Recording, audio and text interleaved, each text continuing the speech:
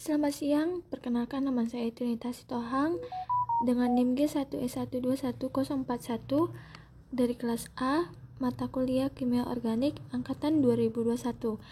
Di video kali ini saya akan sedikit menjelaskan mengenai tata nama, sifat fisika, sintesa, dan reaksi kimia dari senyawa karbonil, aldehid, dan keton.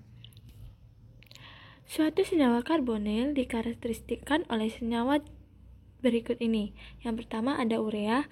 Urea adalah senyawa organik tunggal yang tersusun dari unsur karbon, hidrogen, oksigen, dan nitrogen dengan rumus CON2 NH4 atau NH2 2 kali CO. 2. Ada karbamat.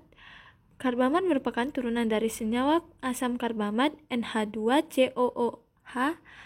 Karbamat merupakan salah satu jenis pestisida yang banyak digunakan untuk membasmi hama, buah, dan sayur. Contoh dari senyawa karbonil anorganik adalah 1. CO2 atau karbon dioksida adalah gas cair tidak berwarna, tidak berbau, tidak mudah terbakar, dan sedikit asam. Yang kedua ada CS2 atau karbon sulfida, disebut juga ditiokarbonat anhidrida, adalah cairan tak berwarna yang sering disebut dengan CS2. Yang terakhir ada fosgen atau COCl2 adalah senyawa kimia berwujud gas pada suhu kamar, merupakan reagen dari berharga dalam industri dan dasar sintesis dalam farmasi. Sifat-sifat senyawa karbonil. Yang pertama, senyawa karbonil bersifat polar yang disebabkan oleh oksigen yang lebih elektronegatif dibandingkan atom karbon. Yang kedua, ikatan rangkap atau C rangkap O dalam karbonil mengandung ikatan sigma dan ikatan pi. Yang ketiga, ikatan rangkap dalam karbonil elektronnya lebih polar daripada ikatan tunggal dalam alkohol. Dan terakhir ada atom oksigen pada gugus karbonil mempunyai elektrovalensi yang dapat bereaksi dengan sebuah proton untuk menambah muatan positif dari karbonil. Berikutnya ada tata nama aldehid dan keton. Aldehid dan keton adalah senyawa turunan alkana yang memiliki rumus molekul yang sama. Yang membedakannya adalah gugus fungsinya, yaitu gugus fungsi aldehid CHO dan gugus fungsi keton CO. Berikutnya ada tata nama aldehid. Yang pertama, menurut IUPAC, pemberian nama senyawanya hanya dengan menambahkan akhiran al pada senyawa alkananya. Contohnya, etanal berubah menjadi etanal, propana berubah menjadi propanal. Atom karbon pada CHO diberi nomor 1, tetapi nomor tidak perlu dicantumkan. Seperti ada contoh ini, etanal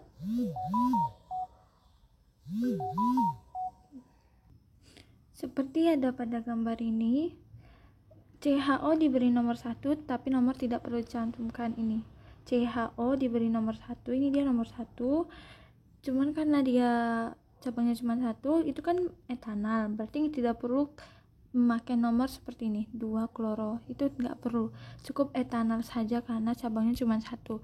Kalau ini kan cabangnya ada 2, 1, 2, ini dia 2 di 2C, jadi namanya 2 kloropropanal. Berikutnya, jika rantai bercabang maka penamaannya sebagai berikut. Nih, rantainya kan bercabang. Berikutnya, trivial. Menurut trivial, dengan nama trivial, huruf Yunani alfa, beta, gamma, dan lain-lain dipakai sebagai pengganti nomor untuk menunjukkan tempat suatu substituen. Nama trivial diturunkan dari nama senyawa asam karbosilatnya, yaitu dengan menghilangkan kata asam dan mengganti akhiran at dengan aldehid, di mana karbon alfa adalah atom karbon C yang terikat pada gugus karbonil dan karbon beta atom C sebelahnya. Huruf Yunani tak dipakai dalam nama IUPAC, hanya nama trivial saja. Di sini saya mencantumkan beberapa contoh yang perbandingan menurut IUPAC dan trivial.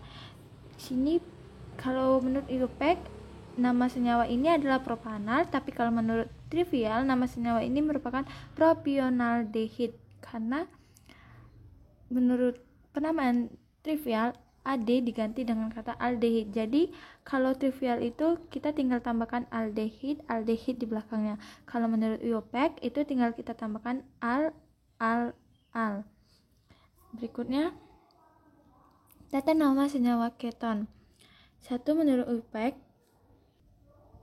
sama seperti aldehid, yaitu menentukan rantai induk. Dalam sistem IUPAC, akhiran ana pada alkana diganti dengan anon. Penomoran dilakukan sehingga gugus karbonil dapat nomor kecil. Sebagai contoh ini saya kasih contohnya. Karbonil adalah karbon 4, ini karbonnya 4, C-nya. Yang ini karbonil adalah karbonnya 2, C-nya. Karbonnya 2. Kalau yang ini karbonil, karbonnya juga 2. Nih. Jadi penamaannya ini 2 pentanon, sikloheksanon, 2,4 pentanadion. Karena kan diakhiri dengan kata anon. Berikutnya penamaan menurut trivial. Diberi nama dengan menambahkan kata keton setelah nama-nama gugus alkil atau aril yang melekat pada gugus karbonil, atau dapat juga diganti akhiran a pada alkana terkait dengan akhiran on. Nama trivial biasanya keton diberi nama dengan menambahkan kata keton setelah nama-nama gugus alkil atau aril yang melekat pada gugus karbonilnya. Sebagai contoh itu ini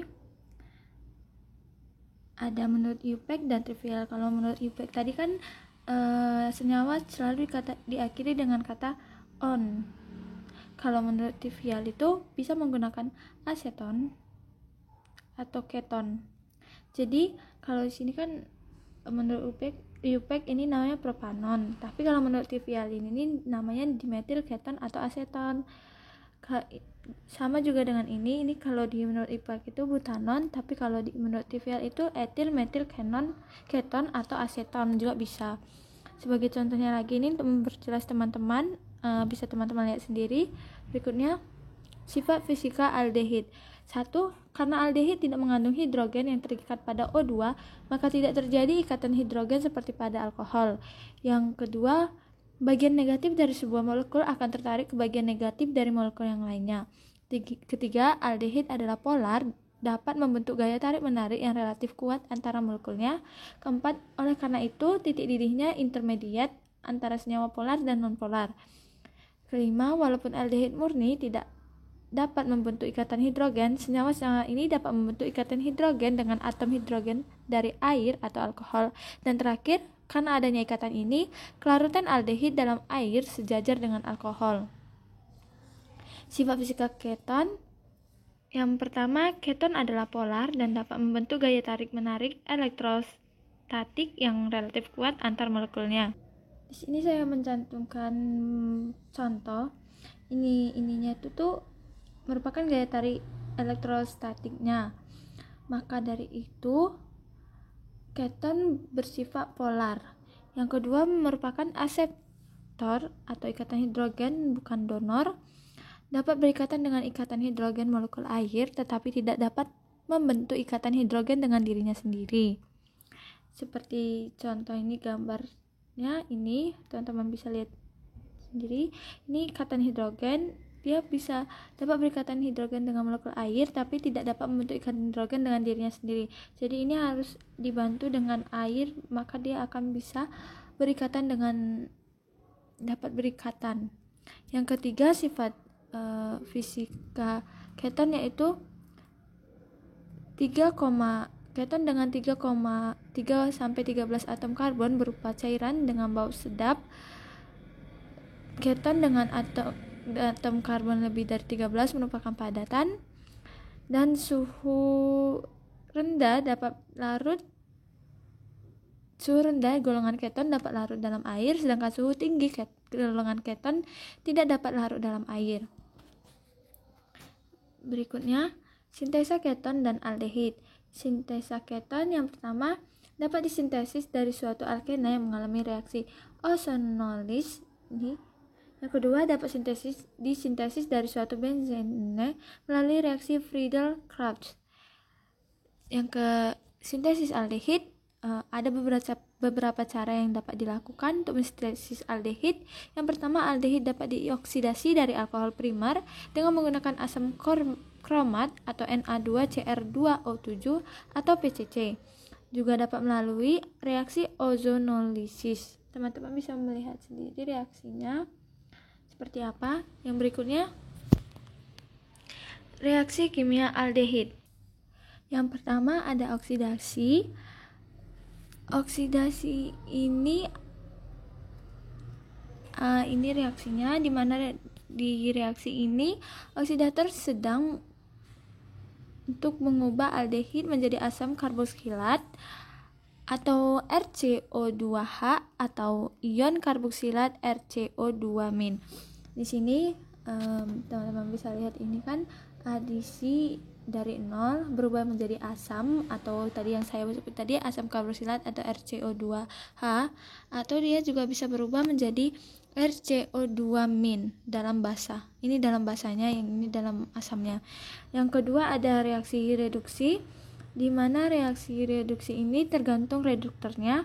Bila reduktornya lemah, misalnya H2, katalisator Ni atau LiAlH4, maka akan menghasilkan alkohol. Tetapi bila reduktornya kuat, misalnya menggunakan Zn atau Mg dalam asam halida pekat, akan terbentuk alkana atau reduksi Clemmensen.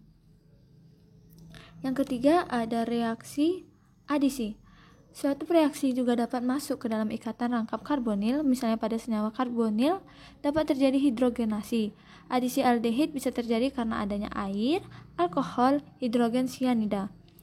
Di sini ada beberapa reaksi adisi pada aldehid. Yang pertama ada reaksi adisi dengan H2, kedua ada adisi dengan H2O, dan terakhir ada adisi dengan HCN.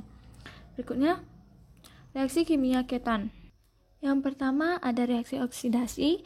Reaksi ini harus menggunakan oksidator kuat.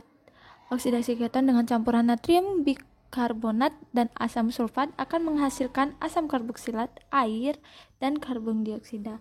Ini teman-teman bisa lihat sendiri kan.